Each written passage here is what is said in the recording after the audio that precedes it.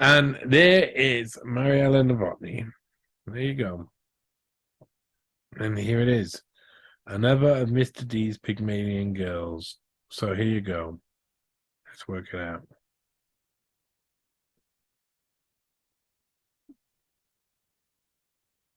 This is in the Sunday Pictorial, owned by the Mirror Group at this point, I think. I think the Pictorial is like an extension of, it's like a different version. You got the People, and then you got the Sunday Pictorial as well. And I think it doesn't last much longer. There's only a few more years after these sort of pieces that you see the Sunday Pictorial out there, but I can't quite remember that. Mr. D finds another Pygmalion girl. Yeah, and that Mr. D, who is it? Nightclub boss Dibben. He proposed to Mariella after 3 weeks before their first kiss. And here's Mariella Novotny. She already looks like she's grown a lot, doesn't she? So here she is in a nude cabaret in 1958, March 1958. And here she is after the hairdo and the glasses got bought in January 1960, a year and a half later. Okay. So, Club Boss to Waitress by Matt White. A wealthy, middle-aged nightclub boss who turned a 16-year-old grocer's daughter into the lioness of Mayfair society plans to repeat his Pygmalion performance. This time, he has chosen an 18-year-old dancing girl. She's an 18-year-old dancing girl. Wouldn't she have been 16 when she was performing on the... What date is this? So she's 18 now. She's 18, so she would have been 17. I thought so. She would have been 17 when she was doing nude dancing for the Mayfair set. Anyway, this time he's chosen an 18-year-old dancing girl, and this time he will marry his Eliza Doolittle before the transformation. Eliza, heroine of Bernard Shaw's play Pygmalion and the musical My Fair Lady, which is based upon it, was the daughter of a dustman. Experiment. As an experiment, she was trained to take her place in society. The man who is trying to do a Pygmalion in real life is Hod Dibben, 54, Belgravia, London, a businessman with a sharp eye for valuable antiques and pretty girls. Patsy Morgan Dibben, the girl who was the subject of his first experiment and added his name to her own, left him 3 years ago after he had made her into the hostess with the mostess in London's West End. Patsy's successor is blonde, Czech-born Mariella Capes. Dibben met her 6 weeks ago when he advertised for girls to work in his new Mayfair club in the Black Sheep. So here you go. Mentioned again, Czech-born. It's already supplying, but she's still by Mariella Capes. She hasn't changed to Novotny. So that's still within the background. Whether she's telling the truth on that, who knows? Who knows? She's such a liar all of the time. It's so hard to know. You know, Mariella Novotny is a hard one. Don't even know if she's dead at the end of it. She could have just been lying about that too. Hard up. Mariella found that the club needed waitresses, not dancers, but she took the job because she was short of money. 3 weeks later, she was fired by Dibben's partner. She was so short-sighted, she was unable to see the customers trying to attract her attention. Weeping, she rushed to Dibben for consolation. Over a drink, he said he would like to marry her, if she would have him. Mariella stopped crying. "I will," she said. "I will." They had never kissed, never been out together, but the wedding was fixed for March. Then Dibben bought Mariella a pair of spectacles so she could see him properly. It's crazy. She blinked at him and took in his mutton chop whiskers and said, "I still love you, and I can't wait till March. Let's get married right away." So the date was brought forward to next Friday. I talked to Dibben in his Black Sheep Club about the plans for Mariella. "By giving her those glasses, I've opened up the world around her," he said. Mariella will tour hairdressers and beauty salons until we find a hairstyle and makeup which suits her best. She will be taught to sing. Her voice is good, but needs training, and there will be lessons in deportment and fashion. Dibben frowned. I gave her an antique lace shawl tonight, he said. When I told her it was 200 years old, she said, You can't afford a new one? Oh, hardy, hardy, ho, ho, ho. These guys. Nightclub boss. Hod Dibben. There he is. Oh, he's a special one. Mariella Capes, Dibben's new Eliza, and his bride-to-be, holding the glasses he bought for her. By buying those glasses, I was able to help her see again. See the money that could be made being a lucrative sexual intelligence-led sexual compromise agent for the government. There you go. There's a couple of pictures, in actual fact, of her biting the tip of the glasses. Another one of her looking coy as well. They went with this one. She was alluring and interesting, wasn't she? One interesting girl. I feel a bit sorry for her, of course. Let's close some of these up. I feel a bit sorry because she's as dead as a doornail. Drowned in jelly. Okay. So, and this is that it happened. January the 30th, 1960. So this was January the 24th. So literally within a week, there they are, pictured. The fantastically beautiful Horace Dibben. He's hard to, can't take my eyes off of you. You're going to face and anyway, and Mariella Novotny. And what does it say, Mariella Novotny? By this time, she's about to start being called Mariella Novotny. Still called Mariella Capes. Bride of 18 moves into mansion. The beautiful bride is 18. The bewhiskered bridegroom is 54. Bewhiskered. I like that word. I'll keep that one for the future. Here, he gives her a kiss after their wedding yesterday in Caxton Hall, London. Mariella Capes was a nightclub dancer. Now she will live in a 40-room 16th century mansion near Petworth, Sussex, which was bought for her by her bridegroom, Horace Hod Dibben, wealthy antique dealer and West End nightclub owner. By his previous marriage, Mr. Dibben has a son who is 12 years older than his bride. Now, that's the first time his son's mentioned in any of the newspapers. And there's a lot to be said by that, because it says he's a wealthy antiques dealer and West End nightclub owner, but by this point, he had been through two separate bankruptcies. One in the 50s, probably about 55 or something. I think it was 56, no, maybe earlier. And one later on in 1960, so just around this time. And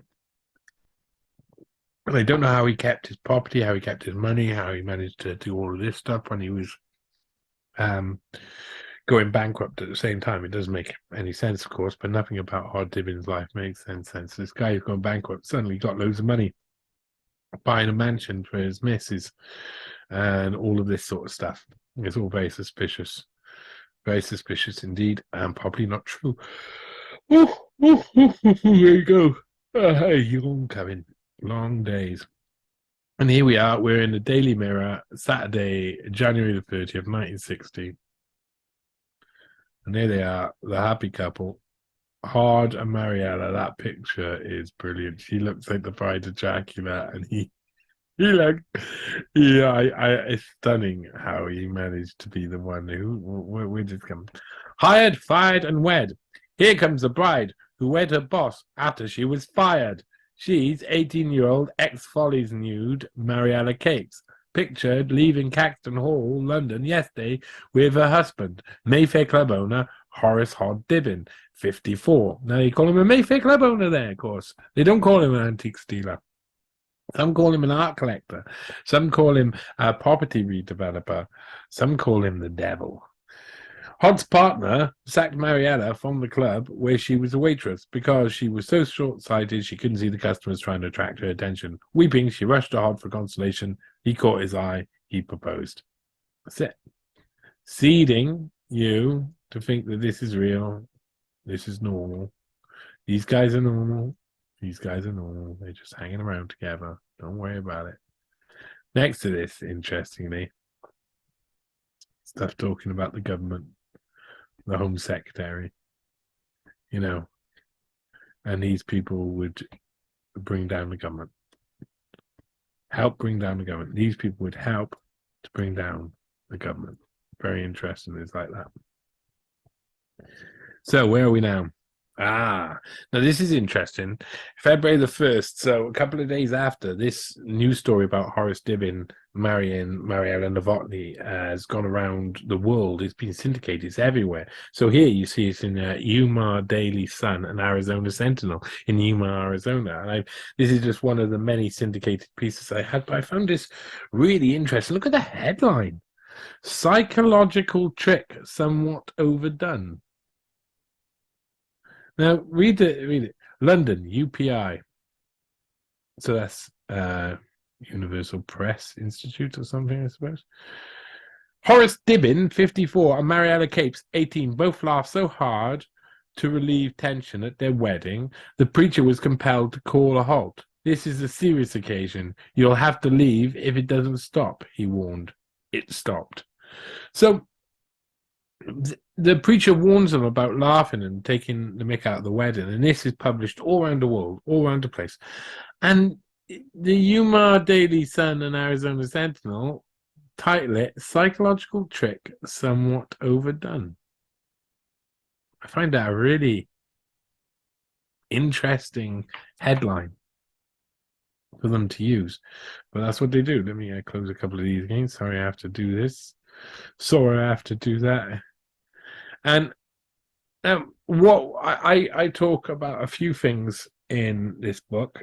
So one of the things I talk about, and look, she's only got 2 reviews, and it's got a 3-star. Basically, it gets about 3.5, 3.6 in most places, and the positive reviews are probably from people who don't know anything about the case, who don't realize that she got certain things wrong. Some of the things she got wrong. She says about Esmeralda's barn at one point, and she says it was originally run as a lesbian club, lied, by a lesbian who died. It was found dead in her accountant's house. Lie. It wasn't. Esmeralda was running as a lesbian bar. There's no evidence she was a lesbian at all. She was not found in the flat of her accountant. That's Barbara Knox Marsh, who died a year later on. Was found in her accountant's Baker Street flat of James McBurney, I think his name was. That's not Esmeralda Gulan, Esmeralda Noel Smith. So I found loads of points in Lillian Piccini's work that were erroneous. So, but she does have some quotes from different people in there that I've included within some of the articles. But I've also talked especially in the first article, about how she got things wrong. And so I'm not too surprised to see that the book probably wasn't well received online. I'm sure if you go online, if we put in Novotny papers, should we do this? Should we go and we search Google for the Novotny papers, and what we got? 3 out of 5, 3.6, 3 out of 5. I'm pretty positive most reviews will come up roughly 3.5 on Amazon. That's 3.6. I think what she did in her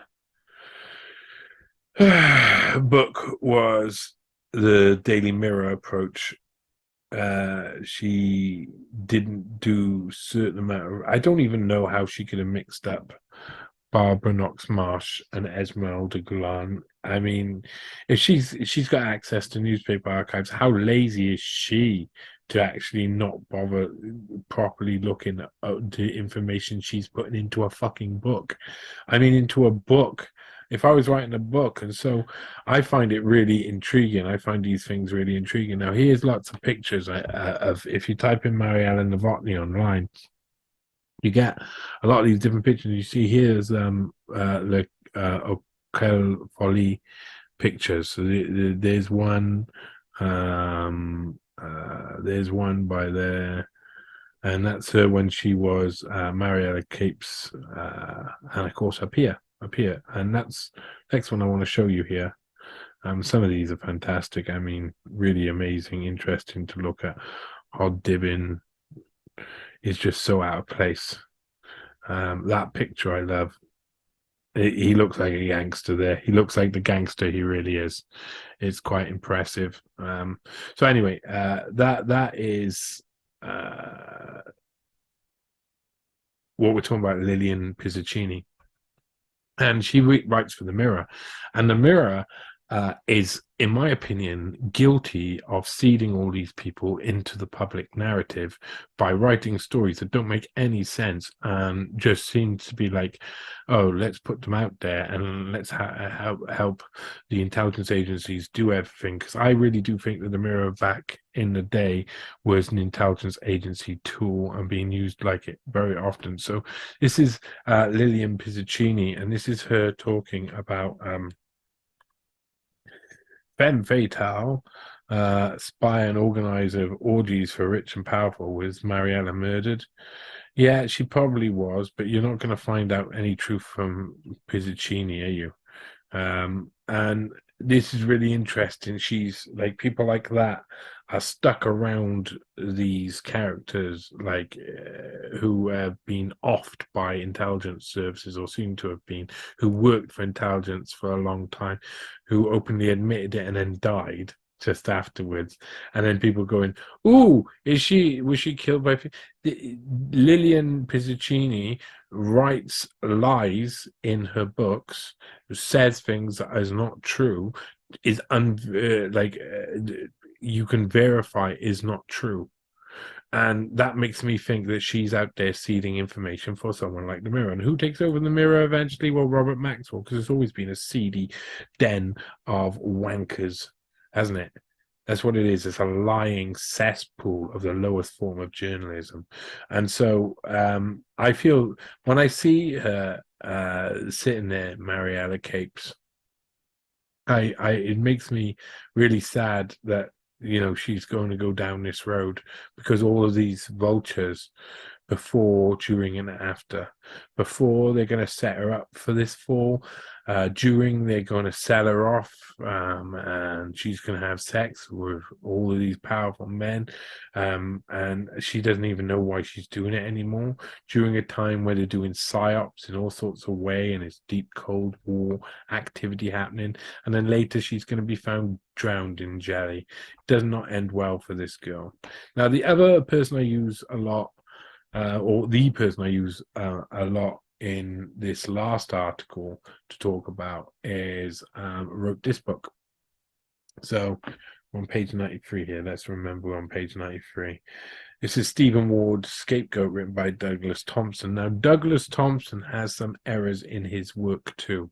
I have found some errors in Douglas Thompson's work, and it's really frustrating. When you are looking for source material, you're looking for people's quotes, and it's mixed in with a load of false information, that is really frustrating. But this is much better than Pizzacchini's Novotny files for accuracy. Now, if we go to where I was, we were on page 93. How close can I get?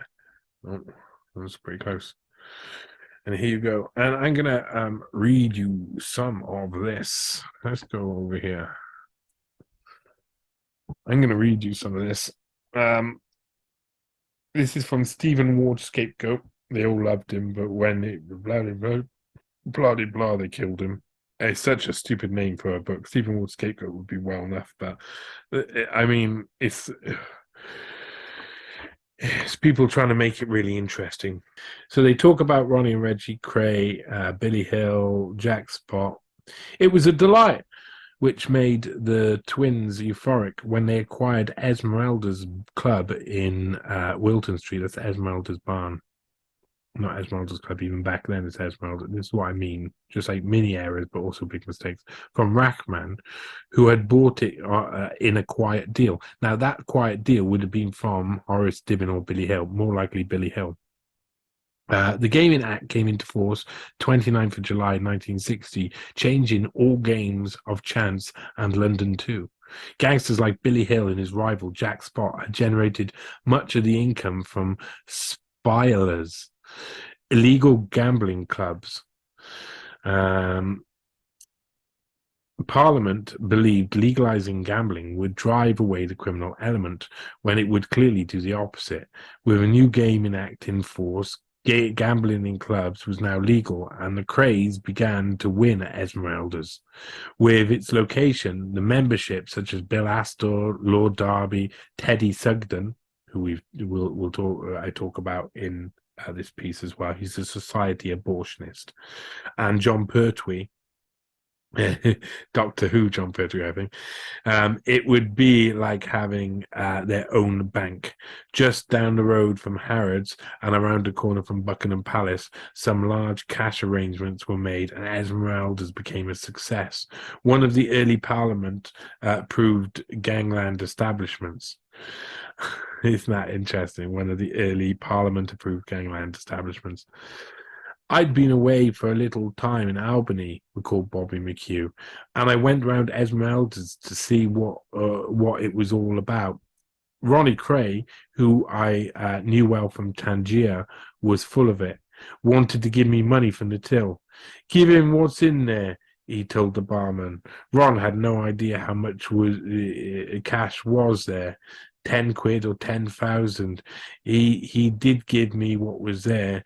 For the twins, the money was rolling in, much as it was over at the Black Sheep Club in Piccadilly on Whitehorse. On Whitehorse Street, run by Hod Dibben. Partner Mark Sykes knew most of the members, including Stephen Ward. I thought he was a very nice chap. He was very polite and always had lovely ladies with him. There wasn't much not to like about Stephen. He pursued his interests without any shame. As, of course, did Stephen Ward's close friend, Hod Dibben, who had 3 custom-made leather suits, 2 in black, 1 in faded red. He said the leather intensified the pleasure when he was caned or preferably birched. It was so pleasant he didn't mind too much the chafing of the suit between the legs. It's not so bad if you use lots of talc. Johnson's baby powder is the best. Such a Hod Dibben line. Not so bad if you use loads of talc. Johnson's baby powder is the best. Horace Dibben. Quote of the century. The pink-bottomed Dibben was a charming raconteur of Whitehorse Street. He spoke highly of the teenager he married at Caxton on 29th of January 1960. She ties me to the chair in my leather suit, whips me, and then makes me watch her screwing someone else. Exquisite excitement, he announced, adding, I'm showering her with gifts. Nothing's too good for this wonderful girl. The only thing his bride, we'll call her Mariella for brevity, never got up close and intimate with was the truth about herself. Stella Capes, a.k.a. Mariella Capes, a.k.a. Mariella Novotny, a.k.a. Henrietta Chapman, is up there as a wonder of the world. She had a name for every season, a kink for all takers, an explanation for everything. That's amazing. I'm going to keep just reading this. I'll just finish off this last bit. The only thing that was consistent about Mariella, said Bobby McHugh, who knew her well, was that she wore the hat at all times. She never took it off.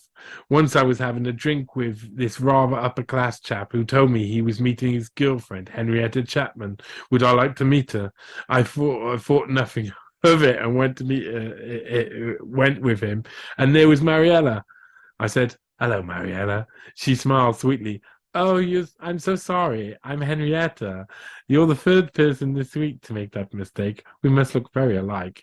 She was superb. She was sitting there smiling and wearing the hat she'd been wearing the night before when I saw her stark naked at an orgy. She was a one. She was certainly special. She was meant to be the president of somewhere's daughter, but it was all bollocks. She was from Sheffield, but she had turned everyone on, everyone upside down.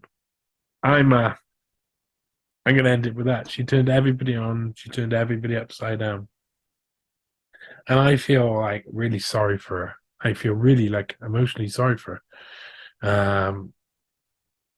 Mariella Capes was a young girl who got mixed in with some really dark guys who convinced her to do some really crazy stuff. And it would be her downfall, it would be her end. She would never be able to live a normal life after 1961. She basically was in hiding. And eventually, in about 1977, she came out a bit, started talking to the papers. She wrote a book. She was obviously so scared to write the truth about what had actually happened, and she knew the people she was dealing with were so dangerous that she wrote like this weird fictional book that served no purpose and just seemed to be her screaming again, crying out to be listened to, without saying the words that she really wanted to say. Because I think, of course, she wanted to tell her story. And I think in 1977-ish, when she brought out that book, that made people in the establishment say, instead of saying, oh, look, she's keeping her end of the bargain and then not saying anything, that made members of the establishment say, she's a risk now. She's starting to write things down. Now, a lot of people don't realize this, but when you start to say you've got information, you've got this, you've got that, it doesn't protect you. If these people want to kill you, they want to kill you. If you go completely silent and say stum, you'll probably disappear off the radar and they'll leave you alone. But eventually, when she came out, it would only be like, and started talking again, it would only be about 3 years before she was dead, drowned in jelly. Hard knock life.